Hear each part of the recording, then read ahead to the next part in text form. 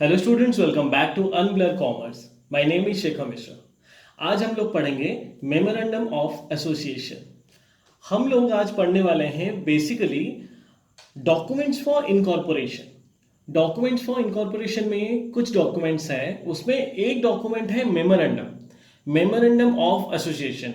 उसके बारे में हम आज डिटेल्स में पढ़ेंगे। ओके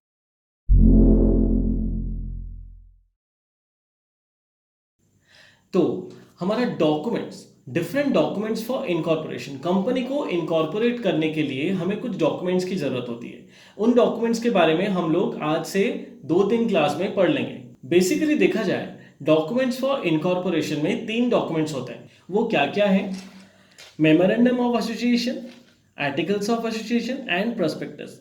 इन 3 डॉक्यूमेंट के बारे में हम लोग डिटेल्स में पढ़ेंगे, लेकिन आज की क्लास में हम लोग मेमोरेंडम ऑफ एसोसिएशन के बारे में पढ़ेंगे। मेमोरेंडम ऑफ एसोसिएशन, इसके बारे में हम लोग आज डिटेल्स में पढ़ेंगे। Done. Generally memorandum of association होता क्या है? हम उसे MOA बोलेंगे, मेमोरेंडम ऑफ एसोसिएशन। वो होता है constitution of a company.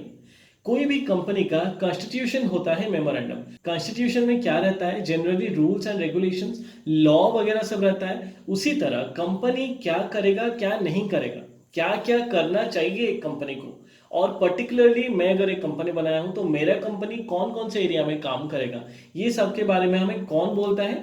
Memorandum of association, MOA। तो MOA में लॉ वगैरह लिखा जाता है, इसलिए हम लोग उसे कॉन्स्टिट्यूशन बोलते हैं। ओके, और क्या बोल सकते हैं इसे? प्रिंसिपल डॉक्यूमेंट भी बोल सकते हैं। प्रिंसिपल डॉक्यूमेंट, क्यों उसे प्रिंसिपल डॉक्यूमेंट बोला जाता है? क्योंकि जो डॉक्यूमेंट एक कंपनी का कॉन्स्टिट्यूशन को पकड़ के रखता है, कॉन्स्टिट्यूशन के बारे में लिखता है, उसे हम लोग प्रिंसिपल डॉक्यूमेंट ही बोलेंगे। तो इससे हमें पता चल रहा है कि एक कंपनी का डिफरेंट डिफरेंट एक्टिविटीज, एक कंपनी का जो भी एक्टिविटीज होता है उन सब के बारे में किसमें लिखा जाता है? मेमोरेंडम, MOA में लिखा जाता है। और क्या लिखा जाता है? एक कंपनी क्या क्या कर रहा है वो तो लिख रहा है, और आगे भी क्या क्या करेगा उसके बारे में भी MOA में लिखा जाता है। तो scope of activities, different different activities जो कंपनी करता है उसका स्कोप क्या है, कितना हद है उसका, कितना तक वो जा सकता है, क्या क्या कर सकता है एक कंपनी, उन सब के बारे में लिखा रहता है मेमोरेंडम ऑफ एसोसिएशन में। अगर कोई एक ऐसा काम मैं कर रहा हूं, मेरा कंपनी कर रहा है, जो MOA में लिखा नहीं है, तो वो मैं नहीं कर सकता। ठीक है, तो मैं जो भी काम करने वाला हूं या फिर जो कर रहा हूं उन सबको पहले मुझे अमेंडमेंट करना पड़ेगा MOA में। MOA में मैं एक बार अमेंडमेंट कर देता हूं, उसके बाद ही मैं वो एक्टिविटी कर सकता हूं। और एक बात मैं यहाँ पे बता देना चाहता हूँ, MOA में जो लिखा रहता है वो हमारे सारे शेयर होल्डर्स जानते हैं। एक इन्वेस्टर अगर इन्वेस्ट करने आता है मेरे कंपनी में, तो वो क्या करेगा? मेरे MOA को पढ़ेगा। MOA में लिखा रहता है कि मैं क्या क्या काम करूंगा। सपोज मैं एक कंपनी किया हूं जिसमें मैं पेन सेल करूंगा, ठीक है, तो मेरे एक्टिविटीज में MOA में लिखा हुआ है मैं क्या क्या एक्टिविटी करूंगा। मैं पेन को परचेज करके सेल करूंगा, different different type of pen. तो लोग जो भी इन्वेस्ट कर रहे हैं मेरे कंपनी में, वो ये सोच के इन्वेस्ट कर रहे हैं कि ये कंपनी पेन प्रोड्यूस कर रहा है, प्रोड्यूस तो नहीं, ये कंपनी पेन ट्रेडिंग कर रहा है। तो हम लोग इसके कंपनी में इन्वेस्ट कर रहे हैं पैसा, इसलिए क्योंकि ये पेन सेल परचेज के बिजनेस को आगे ले सके, और जो प्रॉफिट आएगा उसमें से हमें शेयर दे सके। ठीक है ना? लेकिन अगर मैं पेन प्रोड्यूस करने की जगह कोई इलीगल काम करने लगा, कहीं पे शेयर ट्रेडिंग करने लगा, मैं खुद ही शेयर ट्रेड कर रहा हूं, मैं लोगों का पैसा ले रहा हूं, पेन सेल करूंगा बोल के, पेन परचेज करके सेल करूंगा बोल के, लेकिन बाद में पता चल रहा है मैं पब्लिक का पैसा लेके मार्केट में इन्वेस्ट कर रहा हूँ, शेयर मार्केट में इन्वेस्ट कर रहा हूँ, वहां से प्रॉफिट लाके लोगों को दे दे रहा हूँ, बोल रहा हूँ मैं पेन का परचेज सेल एक्टिविटी में हूं, तो मैं ये गलत कर रहा हूँ। ये चीज मेरे मेमोरेंडम में लिखा नहीं था, तो शेयर होल्डर चाहे तो मेरे पे केस कर सकता है। ओके, तो ये होता है मेमोरेंडम। तो पर्पस क्या है हम लोग पहले से ही जान गए, मैं अच्छे से बता दिया कि हम लोगों का पर्पस क्या है मेमोरेंडम को बनाना, जो मैं सब अभी डिस्कस किया। फिर भी बुक में क्या लिखा हुआ है? The main purpose of the memorandum is to explain the scope of activities. क्या है? To explain the scope of activities of the company. Generally हमारे जो एक्टिविटी हम जो जो सब करेंगे उसका स्कोप हमें बताता है memorandum of association. The prospective shareholders know the areas where company will invest their money and the risk they are taking in investing the money. मैं अभी अभी जो बोला, कौन कौन से एरिया में कंपनी इन्वेस्ट कर सकता है पैसा, ये सब मेमोरेंडम में लिखा रहता है, और वही सब पढ़ के ही एक इन्वेस्टर पैसा दे रहा है। इन्वेस्टर को पता होना चाहिए कि एक कंपनी कहाँ कहाँ पे पैसा इन्वेस्ट करेगा। कोई दूसरा जगह पे वो पैसा इन्वेस्ट नहीं कर सकता है, क्योंकि वो पब्लिक का पैसा है, खुद का पैसा नहीं है। Done. Clauses of memorandum, memorandum का डिफरेंट डिफरेंट क्लॉजेस है, हम लोग वो क्लॉजेस को एक बार डिस्कस करेंगे। हमारा पहला क्लॉज है the name clause. Name clause, name clause में क्या लिखा रहता है, एक कंपनी को कैसा नाम देना चाहिए, कैसा नाम नहीं देना चाहिए। तो बुक में क्या लिखा है एक बार देख लेते हैं। A company being a separate legal entity must have a name. A company may select any name which does not resemble the name of any other company, and it should not contain the words like king, queen, emperor, government bodies, and the names of world bodies. Okay, like UNO, UHO, etc. World bank ये सब नहीं रख सकता मैं। और मेरा company अगर limited company है, पब्लिक लिमिटेड कंपनी, तो मैं मेरे नाम के एंड में लिमिटेड लगाऊंगा। और मेरा कंपनी अगर प्राइवेट लिमिटेड कंपनी है तो उसके एंड में मैं प्राइवेट लिमिटेड कंपनी डालूंगा। ओके, तो नेम क्लॉज और क्या क्या बोलता है, जैसे कि हम जो नाम दे रहे हैं वो कोई भी मेरा जहाँ पे बिजनेस रहेगा वहाँ पे बाहर प्रिंटेड रहेगा, मेरा नाम बाहर शो होना चाहिए, लोगों को दिखना चाहिए कि ये कंपनी का नाम ये है, ठीक है। तो पेंटेड आउटसाइड, बाहर लिखा रहेगा मेरा नाम। ओके ओके, तो इतना था नेम क्लॉज के बारे में। जो नेक्स्ट क्लॉज आता है उसका नाम है रजिस्टर्ड ऑफिस क्लॉज। हमारा हर कंपनी का एक रजिस्टर्ड ऑफिस होना चाहिए जहां पे कि आरओसी हमें रेगुलरली कांटेक्ट कर सके। आरओसी के पास कोई भी कंपनी इनकॉर्पोरेशन होने के 30 दिन के अंदर हमारे रजिस्टर्ड ऑफिस का एड्रेस आरओसी को हमें देना पड़ेगा। आरओसी वही एड्रेस में जो भी सब कांटेक्ट करना रहेगा हमारे साथ, वो उसी एड्रेस पे हमारे साथ करेगा, ठीक है। बुक में लिखा हुआ है every company should have a registered office.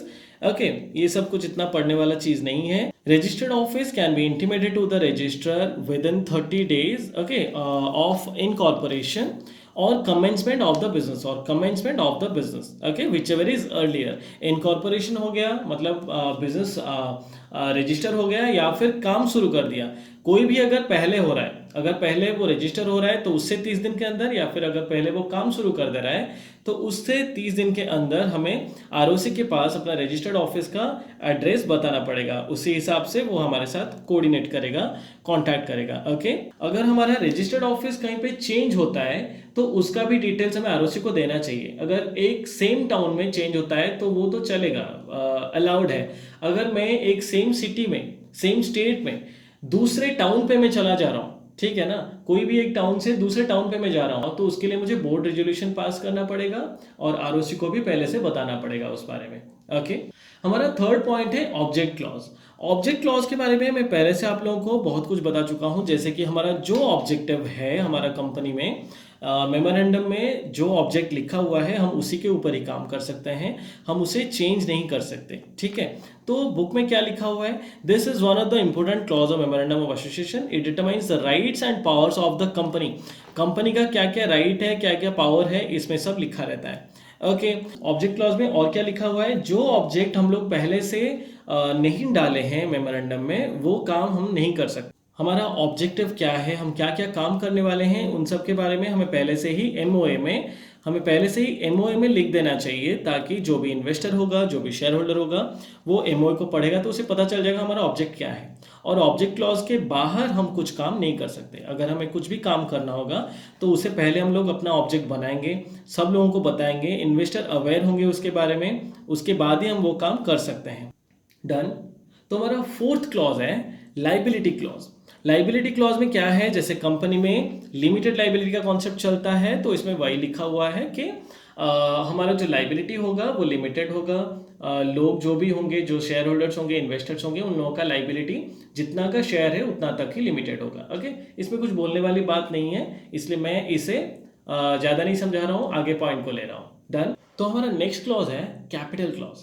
Capital clause क्या होता है, जनरली हमारी कंपनी का पूरा कैपिटल स्ट्रक्चर इस कैपिटल क्लॉज में लिखा रहता है। कैपिटल स्ट्रक्चर में क्या रहता है, जनरली हमारा कैपिटल कहाँ से आता है आप लोगों को पता है, शेयर से आता है, शेयर के थ्रू से आता है, शेयर होल्डर लोग पैसे देते हैं। लेकिन ये शेयर कितने टाइप का होता है, जनरली शेयर 2 टाइप का रहता है, equity share and preference share. तो कैपिटल क्लॉज में हमें पूरा मेंशन करना पड़ेगा हमारा कितना इक्विटी शेयर है, कितना प्रेफरेंस शेयर है, किसका वैल्यू कितना है, इन सब के बारे में लिखा रहता है कैपिटल क्लॉज में। ओके, तो बुक से देखते हैं क्या लिखा हुआ है। This clause states that the total capital of the proposed company, the division of capital into equity shares and preference share, मैं जो बोल रहा था equity share and preference share का डिवीजन बताएगा।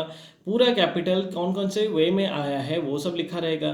कैपिटल का वो लिखा हुआ है क्या, द नंबर ऑफ शेयर्स, कितना शेयर है हमारे कंपनी में, कितना शेयर है हमारी कंपनी में, और उसका वैल्यू क्या है, हर शेयर का वैल्यू कितना है, कितना रुपए का। मैं ऐसे बोलूँगा कि 100 रुपये का 5000 शेयर है मेरे पास, ठीक है। तो ये पूरा लिखा रहेगा कैपिटल क्लॉज में। तो नॉर्मली इसमें क्या रहता है, यहाँ पे लिख दिया कैपिटल स्ट्रक्चर, एक कंपनी का पूरा कैपिटल स्ट्रक्चर कैपिटल क्लॉज में रहेगा, और हर इन्वेस्टर और शेयर होल्डर इसके बारे में अवेयर रहेंगे। डन। तो इतना था हमारा कैपिटल क्लॉज। नेक्स्ट क्लॉज है नोमिनी क्लॉज। जनरली क्या होता है, इसमें नोमिनी के बारे में मेंशन होता है। 1% कंपनी में एक ही शेयर होल्डर होता है, इसलिए उसमें नोमिनी देना जरूरी है। मैं 1% कंपनी के ऊपर एक फुल फ्लेज वीडियो बनाया हूँ, अगर आप लोग नहीं देखे हैं तो वो वाला वीडियो प्लीज जाके देख लें। ओके। तो 1% कंपनी को एक नोमिनी का नाम बताना जरूरी है, उसी के बारे में है ये क्लॉज। बुक में क्या लिखा है देखते हैं। Name of nominee in case of 1% company. In case of 1% company, memorandum must state the name of the person who, in the event of death of the subscriber, जो सिंगल शेयर होल्डर है अगर वो मर जाता है, उसका death हो जाता है, और हिज इनएबिलिटी टू एक्ट, वो अगर काम नहीं कर पाता है, तो उस टाइम पे कौन आएगा उसकी जगह, उसका नोमिनी जो होगा कौन होगा, उसके बारे में ये नोमिनी क्लॉज में कहा गया है। ओके। तो नेक्स्ट क्लॉज है एसोसिएशन क्लॉज। उसके बारे में आप लोगों को थोड़ा जानना पड़ेगा। एसोसिएशन क्लॉज में जनरली लिखा रहता है हमारा कितने सिग्नेटरीज हैं, उन सब का डिटेल्स उसमें दिया रहता है। सिग्नेटरीज का मतलब मेमोरेंडम को बनाने के टाइम मेमोरेंडम में कितने लोग सिग्नेचर करेंगे, उसके बारे में भी एक क्लॉज है जिसका नाम है एसोसिएशन क्लॉज। तो कितने लोग सिग्नेचर करेंगे, पब्लिक कंपनी हुआ तो कितने लोग, प्राइवेट कंपनी हुआ तो कितने लोग, ओके। इन सब के बारे में हमारा एसोसिएशन क्लॉज में बोला गया है। एक बार बुक से रीड कर लेते हैं क्या है। This clause contains the name of signatories to the memorandum of association. Name of signatories. Okay. The memorandum must be signed by at least 7 persons in case of public limited company. Public company में 7 जन sign करेंगे, and by at least two persons in case of private limited company. Private limited company में generally 2 लोग sign करेंगे. Okay. Each subscribers must take at least 1 shares in the company. At least एक share वो लोग अपने नाम पे लेंगे जो लोग साइन करेंगे, और जो लोग सब्सक्राइबर बने, मतलब ये पब्लिक लिमिटेड कंपनी में 7 जन और प्राइवेट कंपनी में 2 जन, वो सब उनका भी एक एक क्या रहेगा, उनका भी एक एक विटनेस रहेंगे जो विटनेस करेंगे कि ये लोग शेयर भी लिए हैं और ये लोग सिग्नेटरी ऑथोरिटी है। तो इतना था हमारा आज का क्लास मेमोरेंडम ऑफ एसोसिएशन। हम लोग नेक्स्ट क्लास में नेक्स्ट टॉपिक के साथ मिलते हैं। Take care, bye.